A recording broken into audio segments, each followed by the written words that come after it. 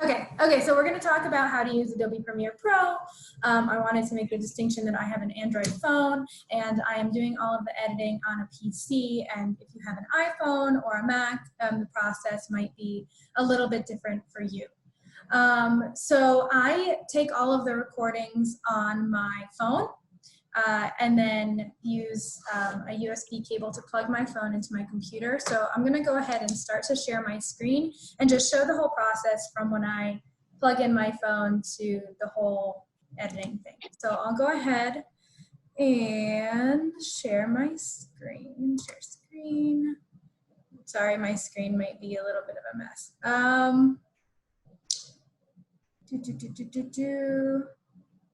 I'm going to plug my phone in first and then share from there. Okay, so plug my phone in.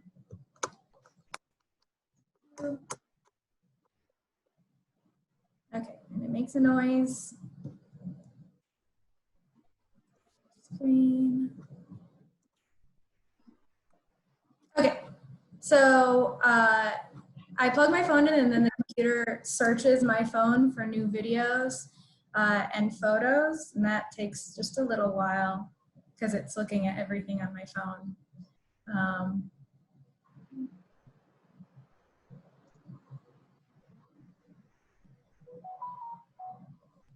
Yeah, and it finds everything.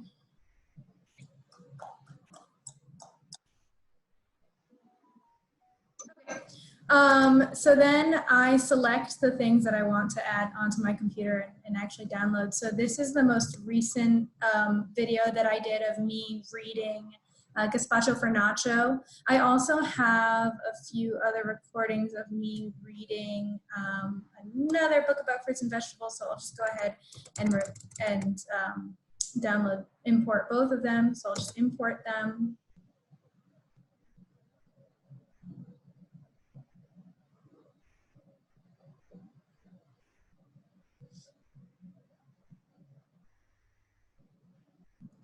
So if you did a video recording with your PC, then we just go from there, right? Exactly, yeah. So if you record directly from your computer, then you can do that. My phone has a much better video and audio quality than my computer, so I use that. But if your computer has good video and audio quality, that might work well for you as well. And then also, this might be computer and phone specific as to where exactly it saves on your computer. Mine just goes into this collection of things that came directly from my phone, and I tend to leave them in there because then they're easier to find. So 2 items added to my collection. Thank you very much. They're right there. So now I'm going to go ahead and open Adobe Premiere Pro. And to get Adobe Premiere Pro, you have to ask Andy Medina for access to Adobe Creative Cloud. So make sure that you have that first before you try and get Adobe Premiere. You don't have to pay for it because it is free through the university.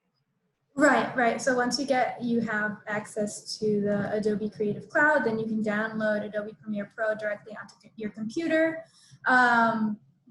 There might be ways to, I don't know if Hannah knows, to use Adobe Premiere online, but I have it downloaded onto my computer. Yeah, I don't know. I've never tried that. Okay. It could possibly, but I know you can get it on your phone, but I've also never tried that. Okay, yeah, no, that sounds unnecessarily complicated.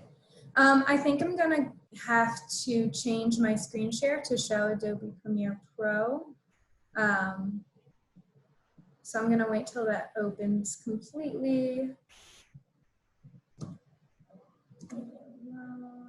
Cancel.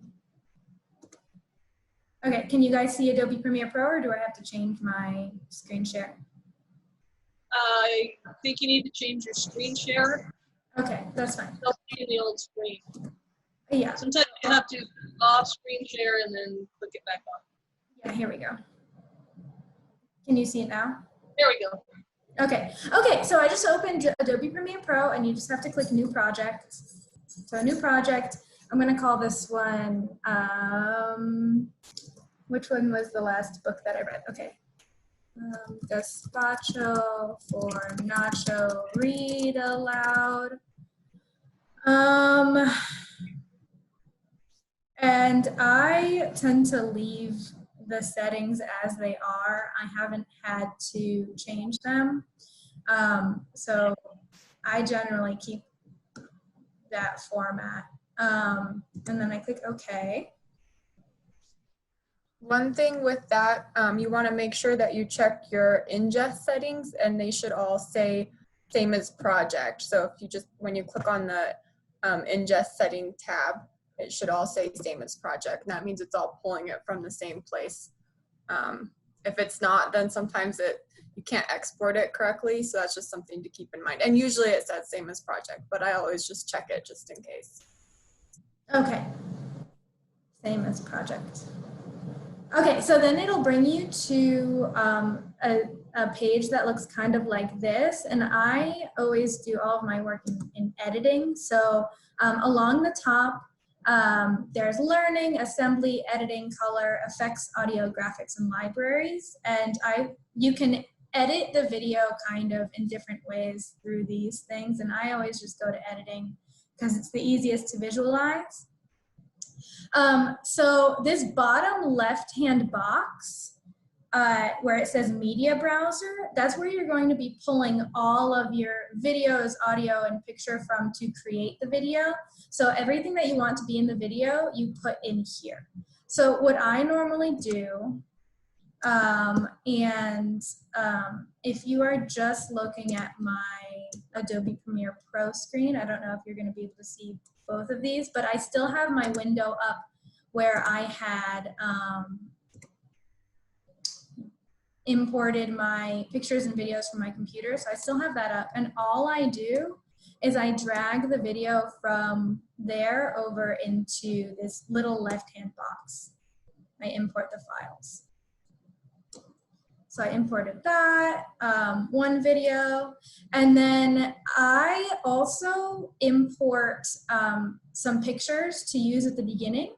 So for example, I have the Cooperative Extension logo and the FNEP logo that I put at the beginning of my videos, and I pull those from just my regular photos on my computer. So I go to my FNEP folder and bring in FNEP photo, and then I also have, let's see, the Cooperative Extension logo, and I bring that in. And then I also happen to have just a little song that a friend made for me that I like to put in the background. So I go ahead and add that too. So anything that you want to be in the video, you're going to put in this bottom left-hand corner. So now You can also, sorry, No, you can just double click that box and it'll bring up your computer's folders.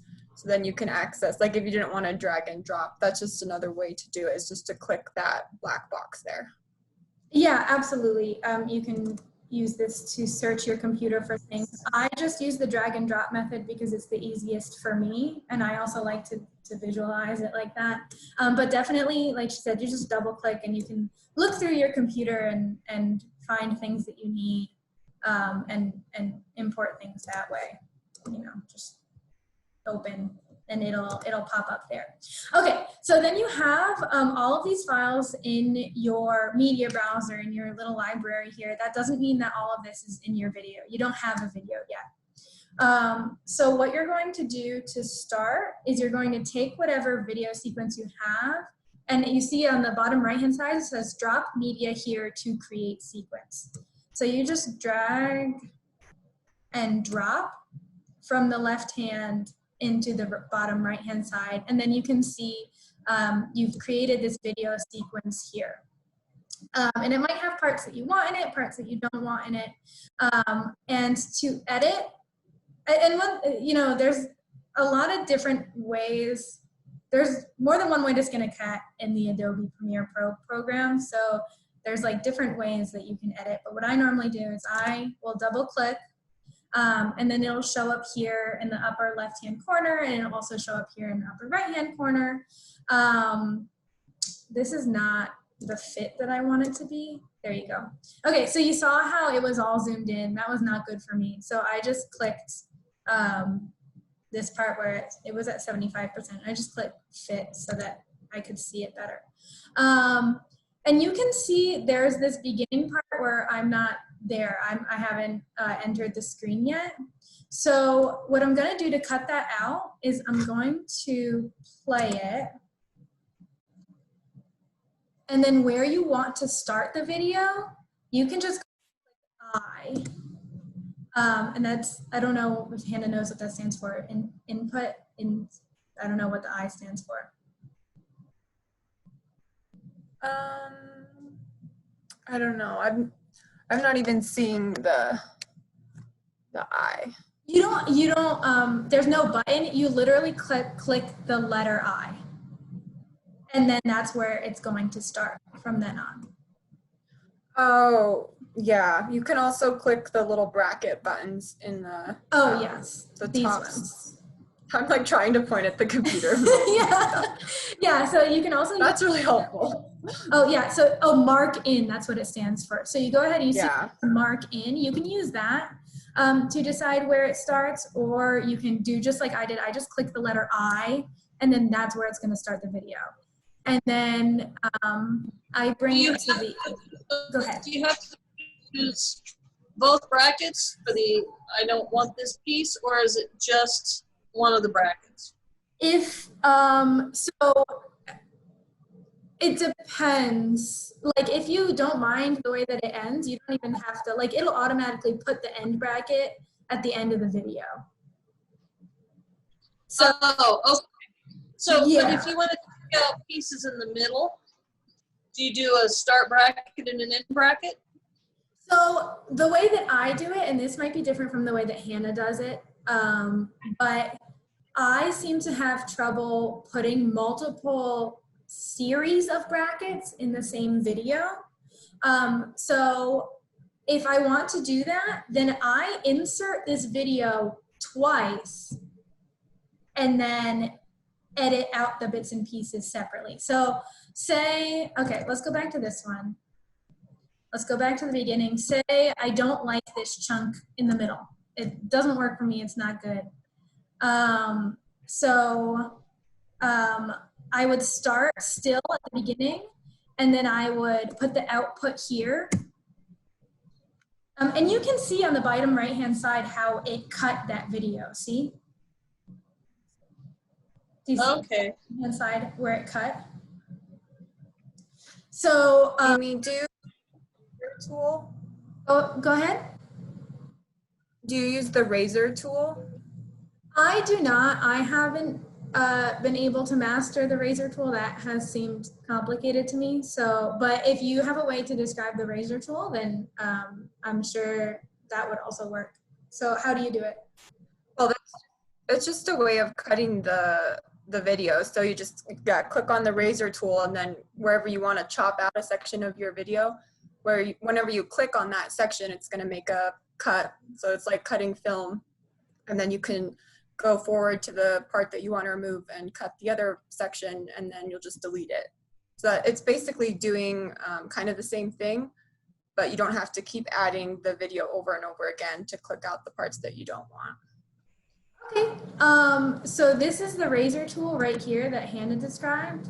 And do you edit it in the upper left-hand side like this, or directly in the sequence? Yeah, down there in the bottom section. Okay. Yeah, so I think I was having trouble visualizing how the razor tool worked.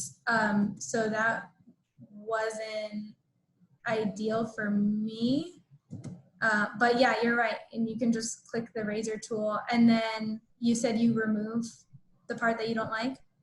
Yeah, so you go back up to your toolbar and you click the arrow, and then you can just select that piece again and hit delete on your keyboard.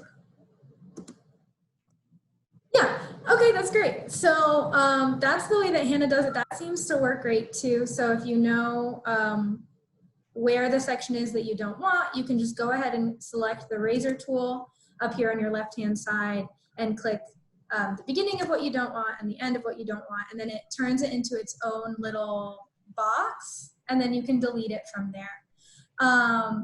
You're doing that, if you're going to use the razor tool, you're going to do it based on the time index on the video? Not necessarily, because you can scroll your big blue cursor over so that you can see where you're at. Oh, I see. It's the top. Oh, that's Yeah. okay. That makes sense. Yeah, so this little blue cursor, you can move back and forth, and in the upper right-hand side, it'll show you where it is in the video. So that's definitely, the razor tool, definitely, that's great. I've just been reinserting the video because the razor tool, for some reason, it eluded me, but that seems great. And so then you have this spot in the middle. You can literally just drag these and attach them to each other. And I'm going to talk about transitions, but not right now. I'm just going to take a step back for a second.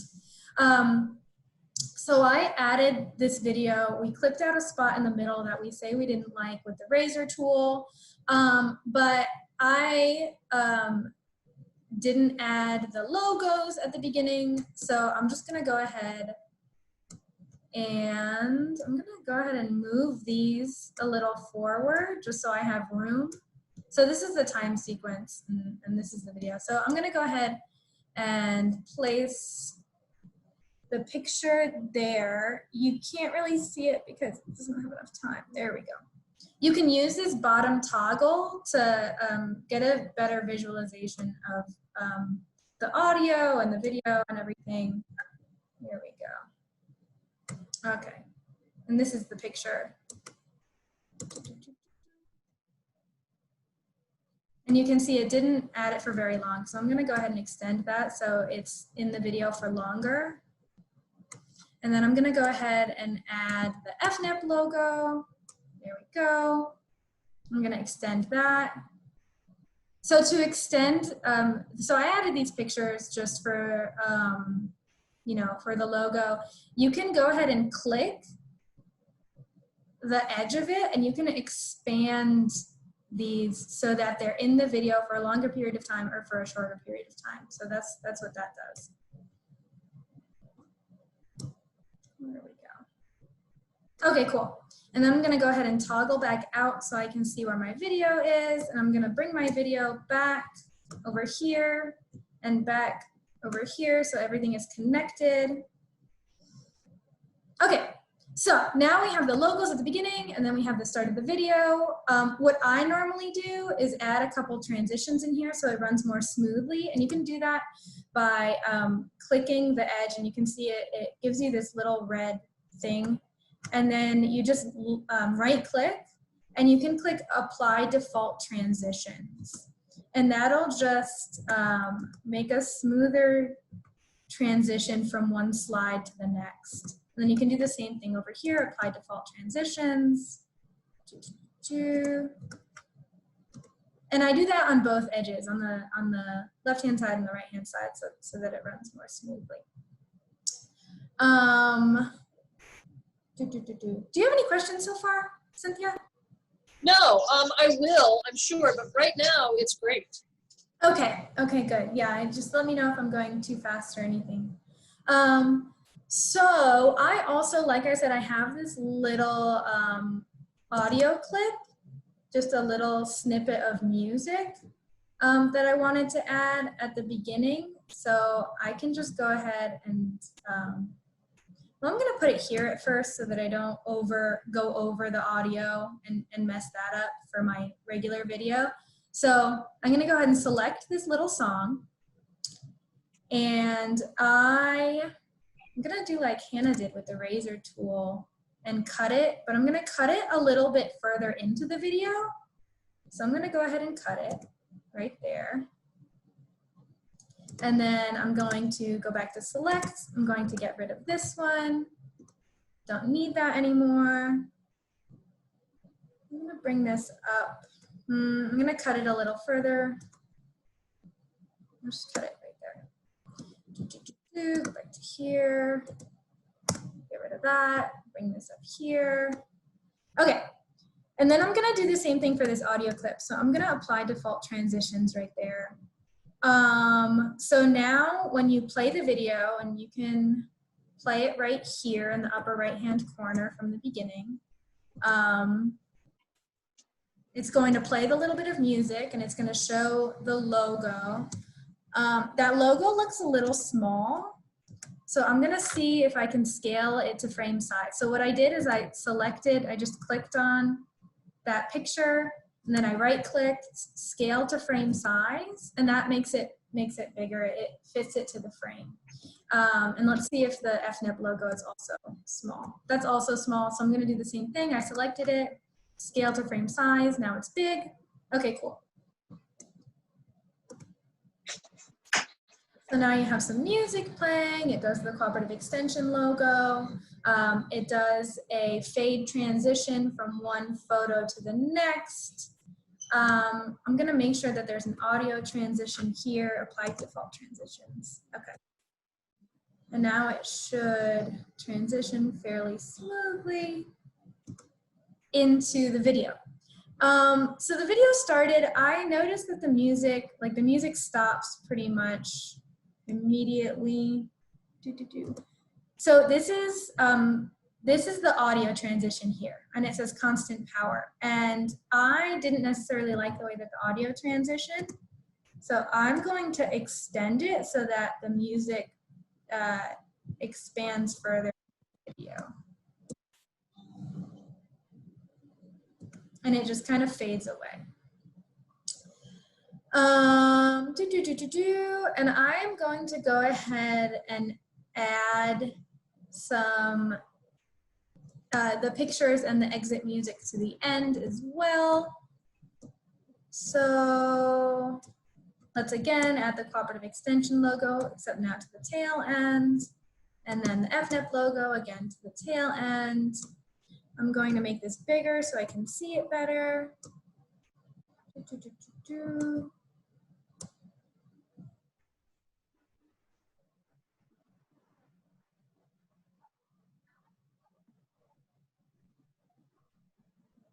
Nacho for nacho.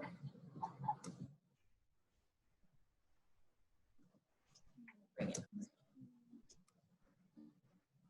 So is the music going to play through the whole thing while you're talking? No. Okay. So if you saw, I took the audio clip and I put it underneath everything at this A2 section, and then I clipped it to stop right where the video was starting. And then I applied a default transition so that the music would kind of play a little bit into the video and then fade out. Okay, cool. Okay, so no, it's not playing throughout the whole thing. If I wanted to make it play throughout the whole thing, I can do that. Hannah would probably be able to describe better how to make that happen. I find it distracting when I'm doing a read aloud, so I just put the music at the beginning and the end. Sure, okay. So then, but I can take the audio clip again, put it at the end this time, but I don't need it to play that whole thing. That's excessive. So I can, again, use the out marker, the mark out to decide where it stops, or I can do what Hannah described and use the razor tool and cut it out right there. And then my select and delete that end part. I'm gonna make this end part bigger. I am going to, like I did before, apply default transition so everything's a little more smooth. Nothing's like a really jarring transition from one to the other. Apply default transitions. And then, okay, and then I normally, this audio goes on for a while, that's fine. That's not a big deal. what I like to do for the end of my video is I'll go to, let's see, I think it's effects I normally go to, and it'll change the whole screen. It'll give you different options depending on what you're doing. So like I said, I do all of my editing in editing normally, but for this, for the end of the video, for the audio effects, I go to effects, I go to audio transitions, crossfade, exponential fade. So that's like the fade out of the music, and I put that transition, I just drag and drop it to the end. And then I want to get a good look at it. And it's only that little bit, and maybe I want to make it fade for a while. So I click that and I drag it, and what that does, oh, yeah. So what that does is it makes the fade like a longer transition. Does that make sense? Sure. Okay. Okay. And at the end of it all,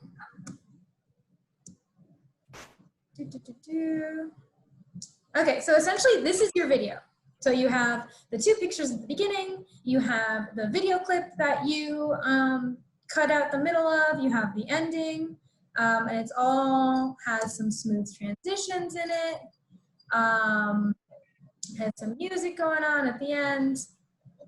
Oh, I didn't expand those pictures there to fit the frame. So again, click, right click, scale to frame size, click, right click, scale to frame size to get these pictures big, not just like tiny part of the screen. And then, and essentially that's your video. So do you have any questions about the video editing process before I show you how to export it in a way that makes sense for like YouTube and stuff?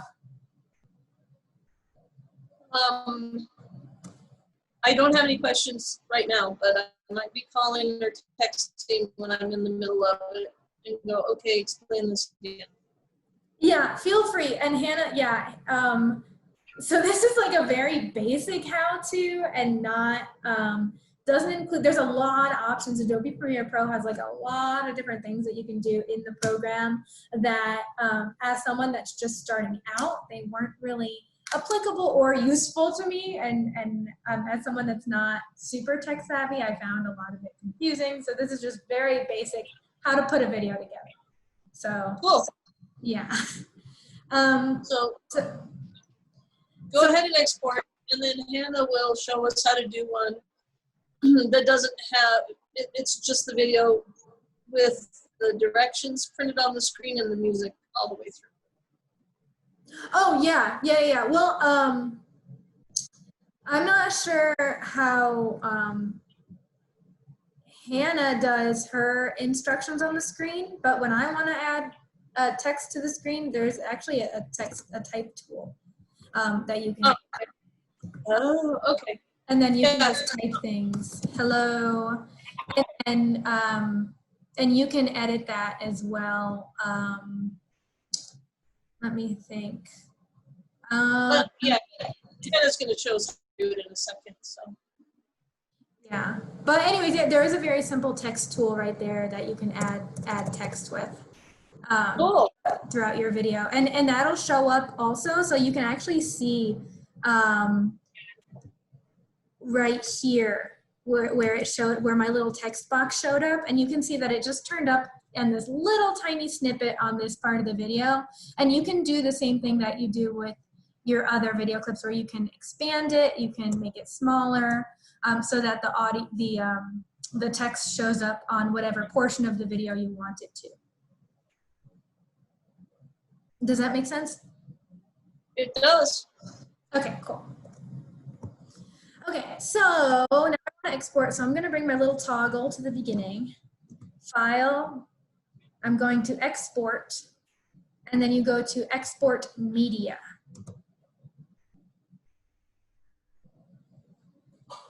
And then you want to make sure that you have your entire video selected, otherwise you're just going to end up with like a little portion of it, and that's not what you want. I always export it in the H.264 format, which is like an MP4 format. Is that right, Hannah?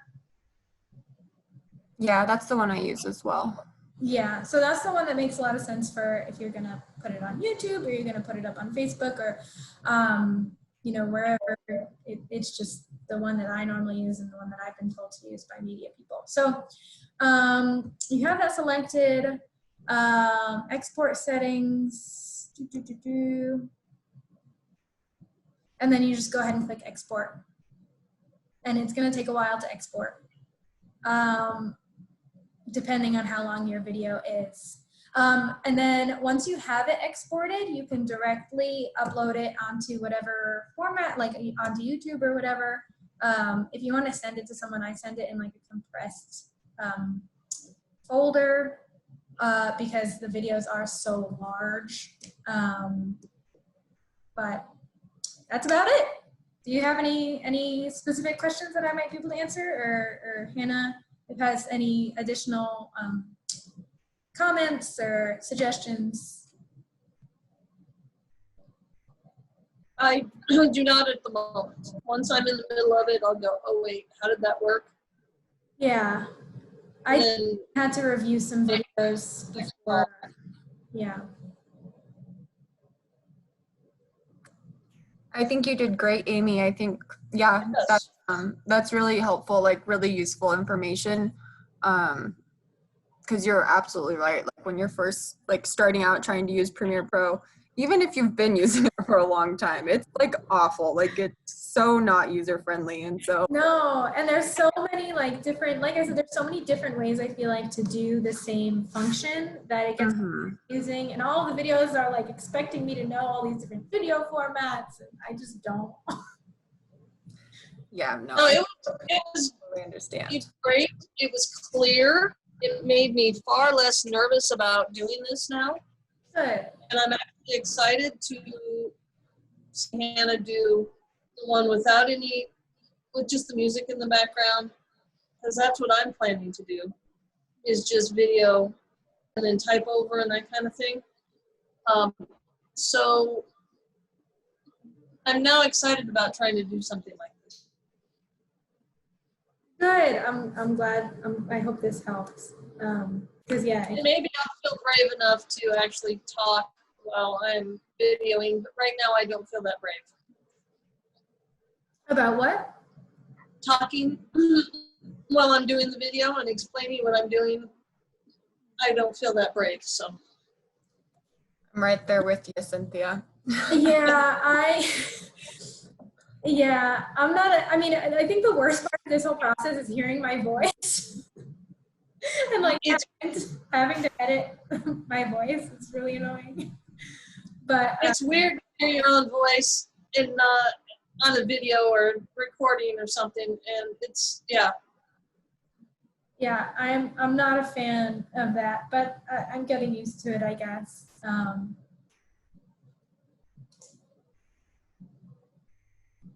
So, okay, well, again, I hope this was helpful. Let me know if you have any more questions, or Hannah would probably be able to answer questions better than me, but yeah, yeah, more tutorials on Adobe Premiere Pro would definitely be beneficial. Can I share my screen, or will I not be able to do that because I'm not a host, do you know? Amy, if you go down to share screen, Mm-hmm. If it's available, you should be able to add host. It depends on the settings in your Zoom. It says that I can't do it while another participant is sharing, so I don't know if. Oh, I just stopped my share. Right, so maybe, can you do Okay, it now? Yeah. I can, got it. Yeah, sometimes you have to click, multiple people can share at the same time, that kind of thing. But. Okay, can you guys see my screen? I can. Awesome. So let me switch over to graphics here. So this is just a video that this is my video from last week. And you can see here I have my video line, I have my text line, and then down here I have my audio line. So Cynthia, when you first import any video, it's gonna usually have audio with it. And if you don't want that audio to be heard, like all of my videos have audio, you know, they have me in the background, they have my blender, whatever it is, there's noise associated with it.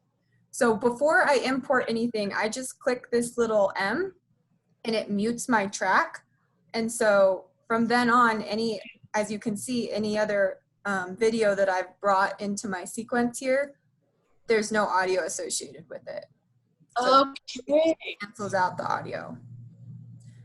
You want to be careful because, you know, if you're trying to add like music, you want to make sure that you don't mute your second audio track because we want this music to play, but we don't want this audio to be heard at all.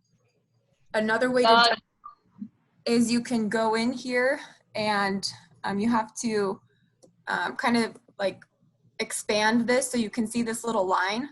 This is actually your volume. So if you drag this line all the way down, you're at 0 decibels. That means you won't be able to hear it either. Okay. So I use that with my music because I want my music to be in the background. I don't want it to be super loud. And so I just drag it. So you can drag it far down. Okay. Yeah. So you kind of have like master control of the volume. Okay. Where do you get your music? I've been using YouTube Audio Library, which is really great because it's all free and you don't have to give like any reference. It's all Creative Commons licensed and you don't have to like say whose it is or whatever. But there are a lot of different websites out there that you can use. Most of them are like pretty mediocre music. It's slim pickings, but I'd say that's like the most frustrating part of making videos actually is trying to find a music that's not terrible. Yeah, there's Artlist too, but like unless you do a subscription, they like insert like audio into the music and you have to cut those out. But they have some good music, Artlist. But yeah. Sorry. No, I haven't heard of that one. That's a good one. And I can send out a list of just like some of the ones that I know of that you don't have to like pay for or sign up for. Because that is something you want to be careful about, especially since we're representing the university. I'm like really worried about getting sued. So Exactly. yeah, that's why I tend to stick with YouTube Audio Library because I know that we're allowed to use that. Okay, so then if I want to add text, I've switched up to the graphics tab on my editing toolbar. I usually just use this, I usually just edit in this tab because I always have my, I'm always putting text in my videos. You can click here on browse and you can browse all of these different like ways to add text that are kind of fun. I just use the plain your title here, and then I use this one for my title. You can see right there.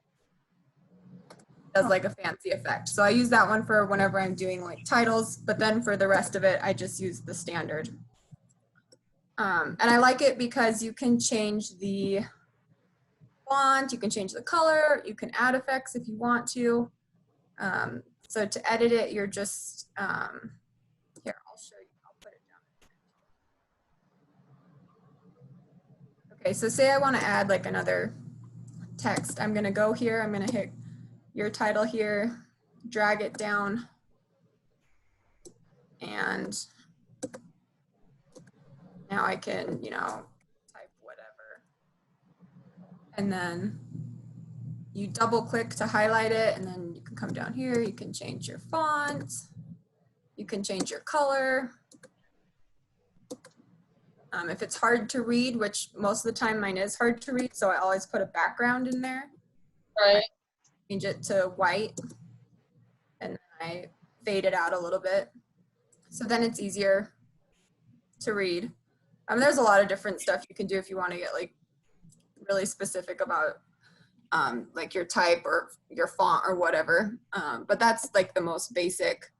And then I usually use that as a template. So when I'm going throughout my video and I have like all of this text here and I want it to all be the same size and color, what you can do is just click it, hold the Alt key on your computer, and then drag, and then release, and it copies it over.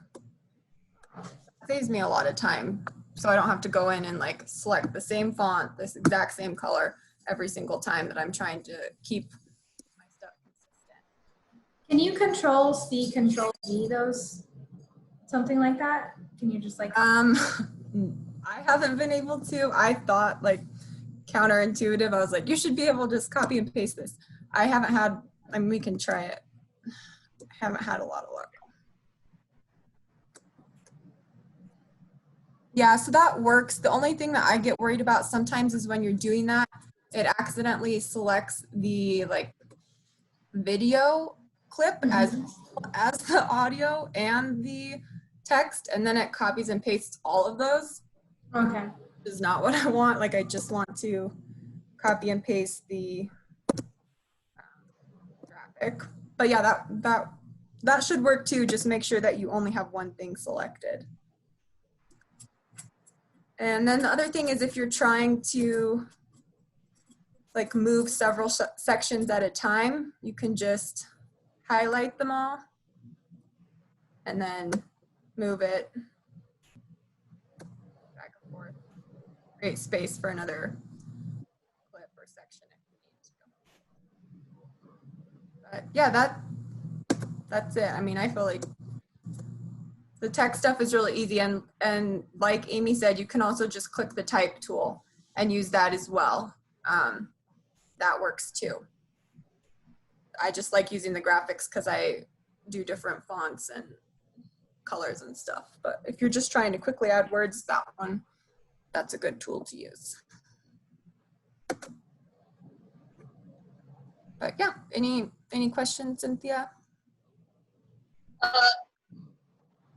The music. So do you just drag and drop the music from YouTube into the video, or do you have to do a copy and paste? I download it, so I'll go up here to File and I'll click on Import. And then I come in here to my downloads and yeah, see, so you can see this is the music I downloaded last week, Ben Sound. And I'll just open that. And then you can drag and drop it into your. Oh, okay. Yeah. And then the transition thing, you do the same sort of transition between, yours is more choppy and I don't mind that at all. I mean, yeah, I don't use transition. I've just never, I don't know, I've never done it. But I've never seen that done either. So Amy, I definitely learned something and I might use that. But yeah, you can do all of that up in editing. There's effects there. I don't like to make it any more complicated than it already is. So, because it takes. And yours is a little different than what Amy's doing too, because she's reading a book. It's a little bit more. You need those transitions, but yours, again, like I said, it's more choppy. But that's what works for your videos is the choppy, because it keeps it shorter, but it doesn't lose any of the content. Yeah. Oh, and speaking of that, one other thing, because I use this function a lot because I have to make things go a lot faster than they take in real life. So if you want to speed up your, like if you're beating egg whites and you want to speed it up so it's not 5 minutes of you beating egg whites, just right click on your video clip, click speed and duration, and then like I can adjust this, like I want to make this be 300%, and now it's only going to take 1 second for me to whip those egg whites. Oh, that's good. I didn't think about that because, yeah, you do speed it up. Oh, good deal. Yeah, how did you do that again? So you just right click on your whatever clip it is that you want to edit, and then you select speed and duration, And you can see right now, it's currently 4 seconds long, but that's at 100%. So if you wanted to increase it, you could type in 300 instead. Now it's gonna be only 1 minute long. I will say with this though, that because it's frames per second, if you just like pick a random number, like if you're gonna do like 253, it can get really weird and glitchy. So you have to, Choosing it's counting the frames and changing the frames. yeah. So it's not as smooth as if, okay, so you want to stick with like 325, 350, 375, Yeah, or even just 100, 200, 300. I usually go, like I've been okay with like 150, 250. I read something online about like using like 333 or like 233, something about like 33% it works better. And I don't know why that is. But I've also found that like I can't go over like 350%. It gets so glitchy. So I usually just like, if it's taking too long, I'll like cut out some of the middle and sandwich it back together instead of trying to make it super, super fast. Okay, okay. And you can do Can you reverse too. So you can do it okay, in reverse, which is fun. so if you accidentally cut out part of the video that you really want, can you, once you figure it out, can you do an undo real quick? Yep. There I it love is. undo. Come up to edit, hit undo. I do that a lot. Yep. So yeah, that's that. Okay. Well, this was great.